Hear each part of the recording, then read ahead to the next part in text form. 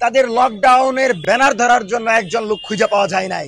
যে তাদের জয় যদি এখানে বলে বাংলা বলার জন্য তাদেরকে যাত্রাবাড়ি পার হইতে হয়। ইয়েতিম সন্ত্রাসী সংগঠন আওয়ামী লীগ দলের লোকেরা এতদিন ছাত্রলীগ যুবলীগের থেকে টাকা খাইছেন, সেই মামলা তুইলা নিতে পারেন, কিন্তু শহীদ পরিবারের দেয়া মামলা যদি তুইলা নিতে চান, এই বাংলার মাটিতে আপনাদের রাজনীতির কবর রচনা কিন্তু সেই দিনই হয়ে যাবে। দীর্ঘ 16 বছর যারা গুম, খুন, মানবতা বিরোধী অপরাধ করেছে, এদের সবার নেতৃত্বে ছিল ডাইনি শেখ হাসিনা।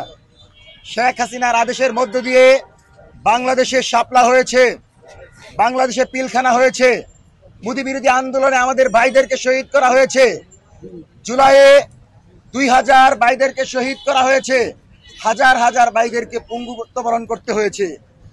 এই সকল আদেশের মূল কারিগর ছিল ডাইনি শেখ হাসিনা, যে দিল্লির এজেন্ডা বাস্তবায়ন করার জন্য এই বাংলাদেশের মসনদে বসেছিল। আজকে মঞ্চ 24 স্পষ্টভাবে ঘোষণা করছে, আইসিটি রায়ের যে দিন ধার্য করেছে 17 নভেম্বর, আমরা সেটাকে আনুষ্ঠানিকভাবে সাধুবাদ জানাচ্ছি। আমরা মনে করছি গণতান্ত্রিক সরকারের যে সংস্কৃতি, বিচারহীনতার পরিবর্তে একটা গণতান্ত্রিক রাষ্ট্রীয় কাঠামোর যে সংস্কৃতি, সেটার ধারণা শুরু হলো এবং রায় কার্যকর করার মধ্য দিয়ে এই রাষ্ট্র সঠিক বিচার এবং ইনসাফ ভিত্তিক রাষ্ট্র প্রতিষ্ঠার প্রথম ধাপে উত্তীর্ণ হবে বলে আমরা মনে করি। আমাদের সাথে জুলাইয়ের সকল শক্তিগুলো একাত্মতা পোষণ করেছে, জুলাই ঐক্য আমাদের সাথে সমর্থন দিয়েছে।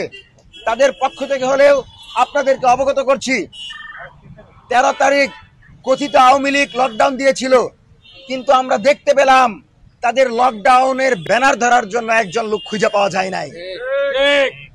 এতটা দেউলিয়া হয়ে গেছে যে তাদের জয় যদি এখানে বলে বাংলা বলার জন্য তাদেরকে যাত্রাবাড়ি পার হইতে হয়। এরকম দেউলিয়াত্ব, এরকম ইয়েতিম সন্ত্রাসী সংগঠন আওয়ামী লীগ বাংলার মাটিতে আর কোনোদিন নির্বাচন করতে পারবে না, বাংলার মাটিতে আর কোনোদিন দাঁড়াইতে পারবে না। আপনাদেরকে এতটুকু বলি, গুম কমিশনের রিপোর্ট খুলে দেখেন। আমার এক ভাই বলছে যে তাকে নির্যাতন করে যখন একেবারে ক্লান্ত হয়ে যেত, তখন তার আঙুলের ভিতর দিয়ে সুচ ঢুকানো হতো আর কারেন্টের শক দিয়ে এমন ভাবে ঘুরানো হতো যে তার পেটের ময়লাগুলো বের হয়ে আসতো। চিন্তা করতে পারেন কি বিভীষিকাময় সময়। আপনি আরমান ভাইয়ের দিকে তাকান, কর্নেল হাসিন ভাইয়ের দিকে তাকান, আজমি ভাইয়ের দিকে তাকান, তাদের জীবন থেকে যে সময়টুকু চলে গেছে, হাসিনা কি তা ফিরাইতে পারবে? অন্তত এই দিক থেকে যদি চিন্তা করেন, হাসিনার ফাঁসি জনসম্মুখে হওয়া উচিত। একটা ইনসাফ ভিত্তিক রাষ্ট্রীয় কাঠামোর জন্য আবু সাইদের জীবন দিতে হয়েছে, ওয়াসিম মুগদের জীবন দিতে হয়েছে, তারপরেও আপনি বলেন যে আমরা গণভোট চাই না। এর চেয়ে লজ্জাজনক কি হইতে পারে? এরপরে আপনারা বলেন আওয়ামী লীগের মামলা তুইলা নিবেন, এর চেয়ে লজ্জাজনক আর কি হইতে পারে?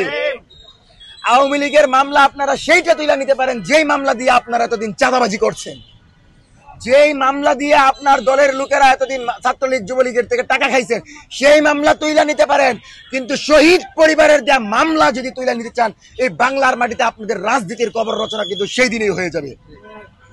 সেজন্য আমরা বলি, এই দেশ জামাত, বিএনপি, এনসিপি, গণ অধিকার পরিষদ সকলকে মিলে আবু সাইদের, ওয়াসিম মুগদের রক্তের মূল্য দিতে হবে।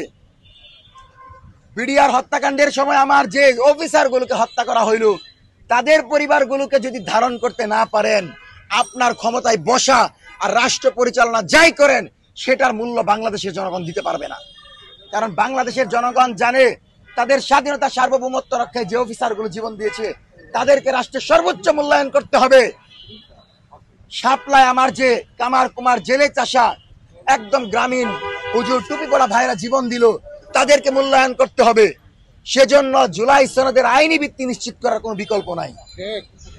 এবং আপনাদেরকে একটা বিষয় বলি, যে সংবিধান মুজিবরে তৈরি করলো, যে সংবিধান মজুগুন্ডা তৈরি করলো, সেই মুজিব আলী বাকশালী সংবিধান 72-এর সংবিধানকে ছুঁড়ে ফেলা আগ পর্যন্ত বাংলাদেশকে আপনি ভারতের আধিপত্য থেকে বাঁচাইতে পারবেন না।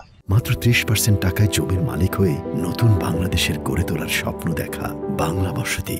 আপনারা মনে করেন যে আমরা কথা বলি, মনে হয় যে আমাদের কোনো একটা এজেন্ডা নিয়ে। আমরা নিজেদের জীবনকে দেশের তোরে দেওয়ার জন্য মাঠে নেমেছি। আমরা জনগণের ভাষায় কথা বলি। ডিজিএফআই, এনএসআই তারা যদি আমাদের হয়ে কাজ করতে পারে তাদেরকে আমরা ধারণ করি, কিন্তু দিল্লির এজেন্ডা নিয়ে যদি আমাদের বিরুদ্ধে রাখতে চাই তাদেরকে হুঁশিয়ারি করে বলে দিচ্ছি, এই মাটিতে দিল্লির কোন ধরনের এজেন্ডার বাস্তবায়ন করতে দেওয়া হবে না। ঢাকা ঢাকা দিল্লি না ঢাকা। আপনারা দেখেন, এই জনগণ তো ৭৫ দেখেছে। ৭৫-এর কথা শুনলেই সুশীলদের গা নাড়া দিয়া উঠে। ৭৫ আমাদেরকে যে জায়গাতে নিয়ে আসছে সেটা হচ্ছে যে তোমরা দিল্লি না, তোমরা বাংলাদেশের হয়ে কাজ করো। তোমরা দিল্লির এজেন্ডা না, বাংলাদেশের এজেন্ডা, মাতৃভূমির এজেন্ডা নিয়ে কাজ করো। আজকে ৭৫-দের বিপ্লবীদেরকে আমরা সম্মান দিতে পারি নাই, সেজন্য জুলাই বিপ্লবীদেরকে সম্মান দিতে পারছি না। আজকে সমন্বয়ক একটা গালি হয়ে গেছে। আজকে আমার ভাইয়েরা করাপ্টেড হওয়ার কারণে আমাদেরকে আজকে এই পরিণতি বরণ করতে হয়েছে। সেজন্য বলি ভাইরা, তোমরা টাকার দিকে ছুটো না, সবাই মিলে ভারতীয় আধিপত্যবাদের কপর রচনা করে শেখ হাসিনার ফাঁসির মধ্য দিয়ে এই বাংলাদেশকে আধিপত্য মুক্ত করে স্বাধীন সার্বভৌম বাংলাদেশ বিনির্মাণের পথে আমরা এগিয়ে যাবো ইনশাল্লাহ। আমরা 3টি দাবি জানাচ্ছি। 1 নাম্বার, আমাদের হাসিন ভাই বলেছেন 17 তারিখকে সাধুবাদ জানাই, কিন্তু কোনো যেটাকে মানে আপনাদের রাজনৈতিক ভাষায় আমরা বলি যে কোনো ধরনের ভঙ্গি চঙ্কি দিয়ে আপনারা সেটাকে পিছনে নেওয়ার চেষ্টা করবেন না ভাইরা। 17 তারিখ রায় কার্যকর করে সকল মিষ্টির দোকান খালি করে ফ্যাসিবাদ মুক্ত বাংলাদেশের ঘোষণা দিতে চাই। শহীদ মিনারে গিয়ে আমরা বলতে চাই, এইবার বাংলাদেশে সকল কলঙ্ক মোচন করে আধিপত্যবাদ মুক্ত, হাসিনা মুক্ত, জারস মুক্ত, মুদি মুক্ত, র মুক্ত বাংলাদেশ বিনির্মাণ করতে পেরেছি। ডক্টর ইউনূসকে আমরা সাধুবাদ জানাই। অন্তত যতটুকু পারা গেছে তিনি আমাদের জন্য কাজ করছেন। যদিও উপদেষ্টারা ওনাকে জুজুর ভয় দেখায়। ভাই, আমাদের হাসিন ভাই একটি কথা বলেন, দিল্লি আমাদের প্রথম শত্রু, দিল্লি আমাদের শেষ শত্রু, দিল্লি আমাদের শত্রু।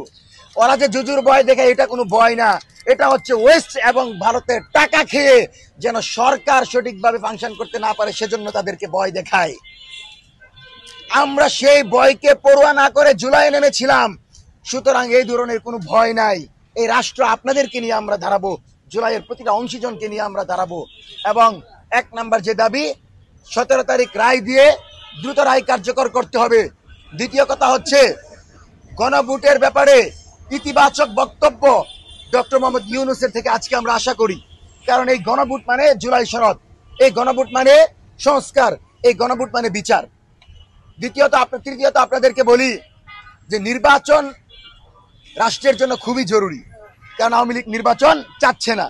সেজন্য আমরা চাই এমন একটা নির্বাচন হবে যে নির্বাচনে আমার ভোট আমি দিব, যাকে খুশি তাকে দিব।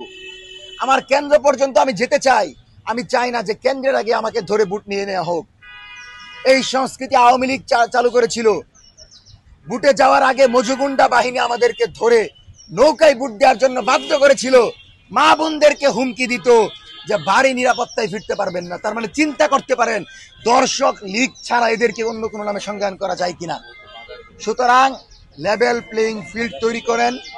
বিএনপি, জামাত, এনসিপি, গণ অধিকার পরিষদ যাই বলেন, সবাই ফ্যাসিবাদ বিরোধী অংশ। সবাই যেন নির্বাচনে সঠিকভাবে ভোটের মাঠে আসতে পারে, সকলকে সমান অধিকার দেন। আর স্পষ্টতই জাতীয় পার্টির নিবন্ধন বাতিল করতে হবে, আওয়ামী লীগের রাজনীতি কবর রচনা করতে হবে। মঞ্চ 24-এর আজকের প্রতিক্রিয়ার 3টি দাবি বাংলাদেশ সরকারের কাছে পৌঁছে দেওয়ার আহ্বান জানাচ্ছি। পাশাপাশি ঘোষণা করছি, আগামীকাল রাজপথে জুলাই ঐক্যের যে কর্মসূচি ছিল সেটার সাথে আমরা একাত্মতা পোষণ করে বিভিন্ন পয়েন্টে লাঠিসোঁটা নিয়ে আওয়ামী লীগের অপশক্তিকে প্রতিরোধ করার জন্য অবস্থান করব। 17 তারিখ এইখানে হাসিনার রায়ের পর আমরা আনুষ্ঠানিকভাবে মিষ্টি বিতরণ করে আনুষ্ঠানিক দেশ মাতৃভূমি বাংলাদেশের পক্ষে সংবাদ সম্মেলন করে আপনাদেরকে জানিয়ে দিব আগামীর রাষ্ট্র কিভাবে জুলাইয়ের উপর প্রতিষ্ঠিত হবে।